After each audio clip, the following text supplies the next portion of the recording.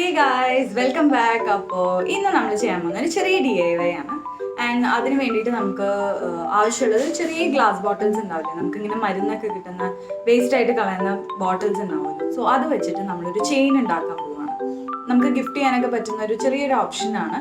And എനിക്ക് തോന്നുന്ന ഇത് കൂടുതൽ ഇഷ്ടപ്പെടുക യങ്സ്റ്റേഴ്സ് അല്ലെങ്കിൽ കോളേജ് ഗോവേഴ്സ് ആയിരിക്കും. അപ്പോൾ എന്തായാലും കണ്ടു നോക്കൂ.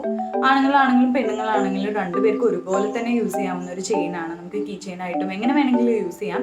സോ ഒട്ടും തന്നെ വൈകാണ്ട് നമുക്ക് വീഡിയോയിലേക്ക് കിടക്കാം. ഇതിന് വേണ്ടിയിട്ട് ആവശ്യമുള്ളത് ഒരു കുഞ്ഞൊരു ഗ്ലാസ് ബോട്ടിലാണ്. ഇതൊരു മരുന്നിൻ്റെ ബോട്ടിലാണ്.